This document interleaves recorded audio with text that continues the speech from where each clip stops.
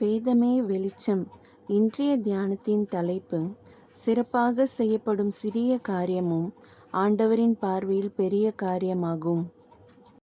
இன்றைய வேத வசனம் கொலோசையர் 1:10-11 சகலவித நற்கிரியைகளுமாகிய கனிகளை தந்து தேவனை அறிகிற அறிவில் விருத்தியடைந்து கர்த்தருக்கு பிரியமுண்டாக அவருக்கு பாத்திரராய் நடந்து கொள்ளவும், சந்தோஷத்தோடே கூடிய எல்லா பொறுமையும் நீடிய சாந்தமும் உண்டாவதற்கு மகிமையான அவருடைய வல்லமையின்படி எல்லா வல்லமையாலும் பலப்படுத்தப்படவும் உங்களுக்காக வேண்டுதல் செய்கிறோம். சர் மைக்கேல் கோஸ்டா என்பவர் ஒரு இசை ஒத்திகையை நடத்தி கொண்டிருந்தார். அதில் ஒரு பெரிய இசைக்குழுவும் பாடகர் குழுவும் இணைந்திருந்தன. ஒத்திகையின் நடுப்பகுதியில் எக்காளங்கள் முழங்க, மேளங்கள் அதிர, வயலின்கள் தங்களின் இனிமையான இசையை இசைத்து கொண்டிருந்த வேளையில் பிக்கலோ, ஒரு வாசிப்பவர், தமக்குள்ளேயே முணுமுணுத்தார். நான் என்ன செய்து கொண்டிருக்கிறேன்? நான் வாசிக்காமல் இருப்பதே மேல். எப்படியும் யாரும் என் இசையை கேட்கப் போவதில்லை.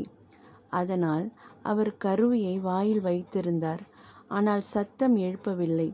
அடுத்த சில நொடிகளில் நடத்துனர் ஒத்திகையை நிறுத்தி, நிறுத்துங்கள், நிறுத்துங்கள், பிக்கோலோ எங்கே என்று கத்தினார். எல்லாவற்றையும் விட மிக முக்கியமான ஒருவரின் காதுகளுக்கு அந்த சிறிய கருவியின் சத்தம் இல்லாதது தெரிந்துவிட்டது. வாழ்க்கையின் சில நேரங்களில் நாம் தகுதியற்றவர்களாகவும் பயனற்றவர்களாகவும் உணரலாம். நம்மை விட அதிக திறமை கொண்டவர்களால் சூழப்பட்டிருக்கும் போது, நம்முடைய பலவீனமான தருணங்களில் நாம் ஒதுங்கி நின்று அந்த வேலையை வேறு யாராவது செய்யட்டும் என்று விட்டுவிட தூண்டப்படுகிறோம்.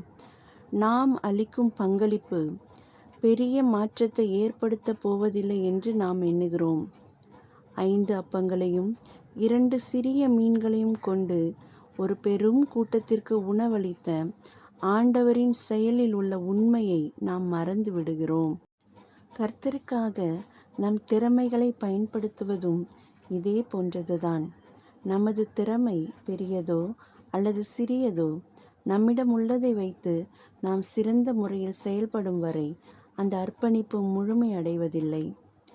நம்மிடம் உள்ளதை வழங்க வேண்டியது ஆண்டவருக்கு அவசியமாக இருக்கிறது. அது சிறியது என்று நாம் நினைத்தாலும் பரவாயில்லை. பூமியில் அவருடைய பணி அவருடைய பிள்ளைகள் மூலமாகவே செய்யப்படுகிறது. எனவே நம்முடைய சிறந்ததை அவருக்கு கொடுப்போம். நம் அனைத்தையும் அவருக்கு கொடுப்போம். ஆண்டவரின் பார்வையில் ஒரு சிறிய காரியத்தை சிறப்பாக செய்வது ஒரு பெரிய காரியமாகும்.